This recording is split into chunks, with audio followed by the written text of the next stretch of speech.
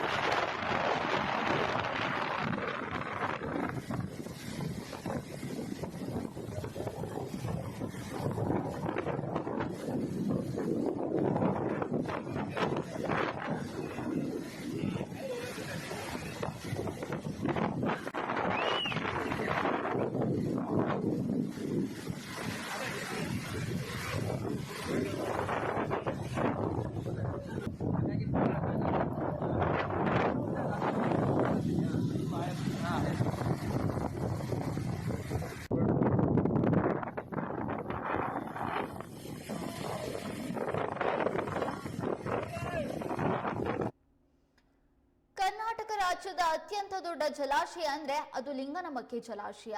ಬರೋಬ್ಬರಿ 1819 ಅಡಿ ಗರಿಷ್ಠ ಮಟ್ಟವನ್ನು ಹೊಂದಿರುವಂತಹ ಜಲಾಶಯದಲ್ಲಿ 151 ಟಿಎಂಸಿ ನೀರನ್ನ ಸಂಗ್ರಹಿಸಬಹುದು.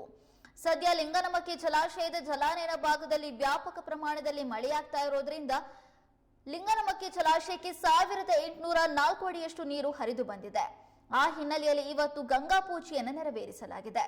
ಪ್ರತಿ ವರ್ಷ ಲಿಂಗನಮಕ್ಕಿ ಜಲಾಶಯದಲ್ಲಿ 1800 ಅಡಿ ನೀರು ದಾಟ್ತಾ ಇದ್ದಂತೆ ಗಂಗಾ ಪೂಜೆಯನ್ನ ಮಾಡಲಾಗುತ್ತೆ. ಅದೇ ರೀತಿ ಪ್ರತಿ ವರ್ಷದ ಪ್ರತೀತಿಯಂತೆ ಈ ವರ್ಷವೂ ಕೂಡ ಗಂಗಾ ಪೂಜೆಯನ್ನು ನೆರವೇರಿಸಲಾಗಿದೆ. ಇನ್ನು ಗಂಗಾ ಪೂಜೆಯ ನಿಮಿತ್ತ ಲಿಂಗನಮಕ್ಕಿ ಜಲಾಶಯದ ಒಂದು ಕ್ರಸ್ಟ್ ಗೇಟ್ನ ಮೂಲಕ ನೀರನ್ನ ಸ್ವಲ್ಪ ಮಟ್ಟಿಗೆ ಹೊರಬಿಡಲಾಗಿದೆ. ಇನ್ನು ಈ ಕುರಿತು ಸುತ್ತೋಲೆಯನ್ನು ಕೂಡ ಹೊರಡಿಸಲಾಗಿತ್ತು. ಅದರಂತೆ ಗಂಗಾ ಪೂಜೆಯನ್ನು ಇವತ್ತು ನೆರವೇರಿಸಲಾಗಿದೆ.